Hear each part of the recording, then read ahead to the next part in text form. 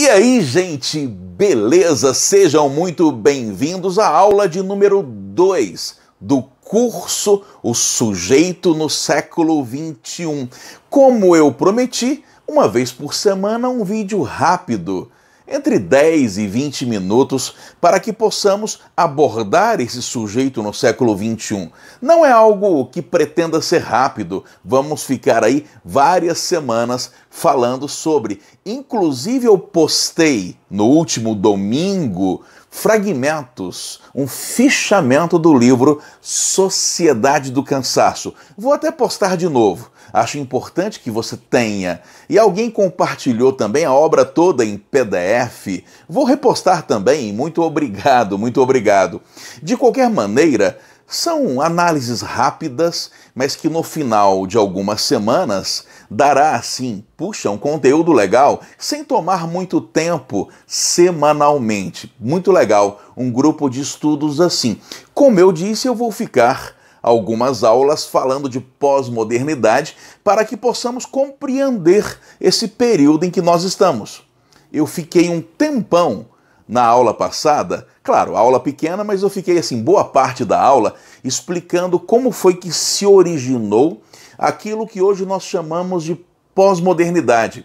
Eu fiquei falando também que a pós-modernidade começa ali em 1980, 1970, e é caracterizada por uma profunda sensação de vazio.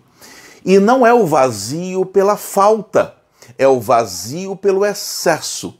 O sujeito pós-moderno é aquele que se sente sem característica, não porque ele não tenha características, mas porque ele quer ter todas. E ao querer ser tudo, ele acaba sendo nada. Eu fiquei um tempão falando sobre isso na aula passada. Aí, isso gera uma profunda crise de identidade, o que, sem dúvida, é uma das características da pós-modernidade e uma característica que fabrica todos os dias ansiosos, diversos, depressivos também. Não que a ansiedade e a depressão sejam causadas só por isso, mas é uma das causas. Uma profunda crise do não sei quem sou, uma crise de identidade. Uma crise de identidade profunda.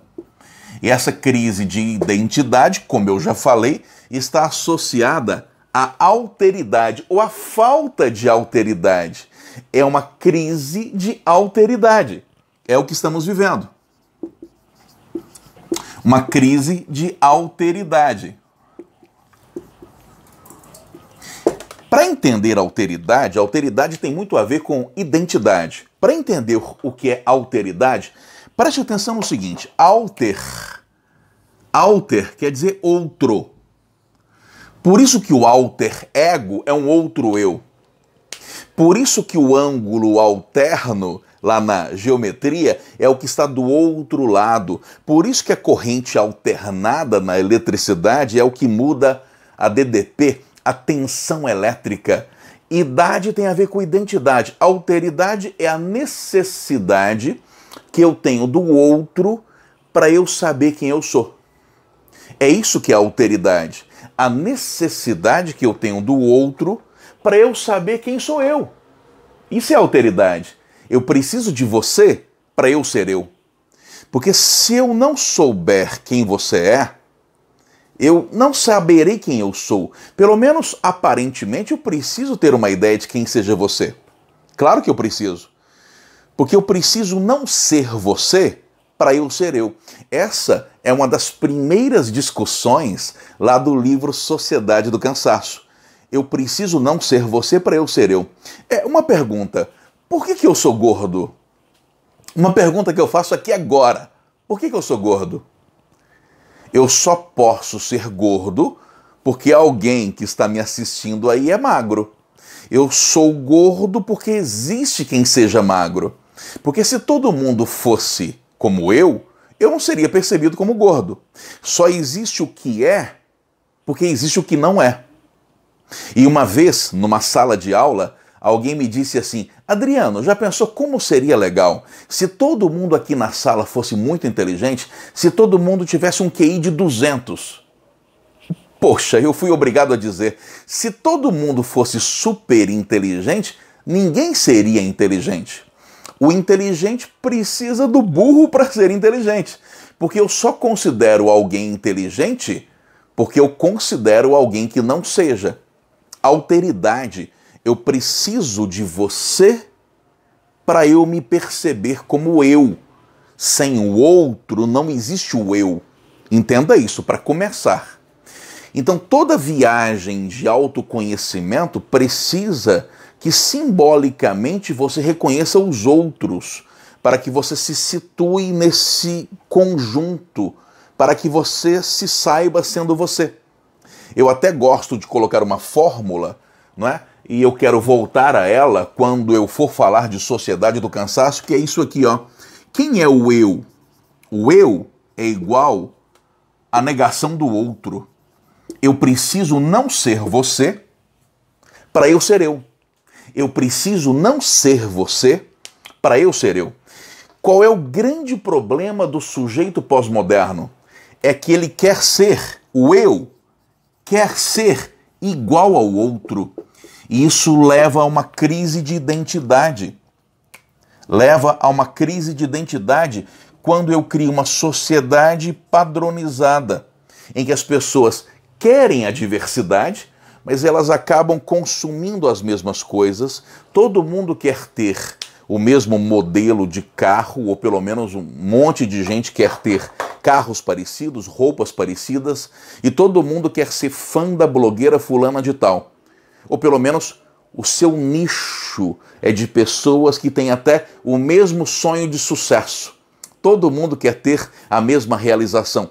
Numa sociedade em que todo mundo tem desejos tão parecidos, mesmo que superficialmente as pessoas pensem estarem sendo diferentes, nesse mundo em que todo mundo quer ter vidas iguais e quer ter a mesma ideia de sucesso, a impressão que nós temos é de que você sai na rua e lá fora, você sai à rua e lá fora, todos têm rostos, ou rostos, tanto faz, iguais aos seus. Ou seja, qual é o seu rosto nesse mundo de iguais? Nesse mundo em que as pessoas desejam as mesmas coisas? Em que todo mundo quer ter determinados padrões, isso é importante. É claro que existe a noção de pertencimento. É claro que você tem que se parecer com o seu grupo, mas mesmo que se você se pareça com o seu irmão, ainda assim você não é ele. Alguma diferença você vai ter que perceber. Então para eu ser eu não posso ser o outro. Numa sociedade em que todo mundo é igual, gera-se uma profunda crise de identidade. Gera-se uma profunda crise de identidade. E aí eu me lembro agora do filme Batman, o Cavaleiro das Trevas. Batman, e é um filme interessantíssimo, não é só um filmezinho de super-herói, não. É um filme que fala muito dessa questão da identidade. Há uma cena, por exemplo, em que o Batman pergunta para o Coringa, mas afinal, por que você quer me matar? E o Coringa ri e diz o seguinte, eu matar você? Tá doido? Eu preciso de você. Eu preciso de você para existir. De que adiantaria um super vilão se não houvesse um super-herói? Eu preciso de você e você precisa de mim. Porque sem você, eu não existo. Eu não tenho identidade. Na mesma hora eu me lembro daquele desenho Megamente, lembra? O Megamente? O sujeito acostumou-se a ser vilão a vida toda. Ele acostumou-se a ser vilão. Aí o herói aposenta. E o vilão entra em crise. Será que eu sou vilão mesmo? Quem eu sou afinal? Quem eu sou afinal? Eu me lembro também daquele desenho Os Incríveis. Muito legal aquele desenho. Não é? O senhor incrível, a senhora incrível, os filhos, aquela coisa toda. E tem um menininho chamado Flecha, filho do senhor incrível e da mulher elástico. Não é? E é interessante porque lá na escola o menino era tão rápido que coloca uma taxinha na cadeira do professor. Lembra? Ninguém viu, mas o professor sabia que o Flecha tinha alguma coisa a ver com isso. Nem a câmera conseguiu filmar direito, tanto que ele era rápido. A mãe foi chamada na escola, não é? O professor não teve como provar nada, o diretor pediu desculpas, mas a mãe sabia que o menino tinha feito alguma coisa. E o menino era louco para mostrar seus poderes para todo mundo, e a mãe não queria deixar. Então, levando o menino para casa, a mãe no carro diz assim: olha, meu filho, todo mundo é especial. Você não precisa, preste atenção, você não precisa mostrar seus superpoderes para ser especial. Aí o menino diz assim: falar que todo mundo é especial é um outro jeito de dizer que nem é, ou que ninguém é. Se todo mundo é especial, então ninguém é. Então, esse é o grande problema conceitual da pós-modernidade. Se todo mundo chega em primeiro, então ninguém perde, então ninguém ganhou. E para ser politicamente correto, criou-se essa ideia de que todo mundo é especial. Eu sei que todo mundo é especial em alguma coisa, mas as pessoas não são todas especiais em relação à mesma coisa. Falar isso é gerar uma crise de identidade. O francês precisa não ser alemão para ser francês. E se você perguntar para o francês, você é alemão? Que é isso, rapaz? Eu não sou alemão, eu não sou bárbaro, eu sou francês. E se você perguntar ao alemão, você é francês? Eu não. Eu não sou fresco, eu sou alemão. Para ser alemão, você não pode ser francês. E para ser francês, você não pode ser alemão. Mas o que está acontecendo na globalização? Tudo está se misturando. Está tudo misturado. Tudo misturado. A impressão é de que está tudo a mesma coisa. E o mundo está se misturando. A globalização está misturando tudo. É sério isso. É sério isso. Não é que o francês precise ter ódio do alemão, mas ele precisa não ser alemão. Só que com a globalização, os produtos estão se misturando, as pessoas estão consumindo coisas iguais.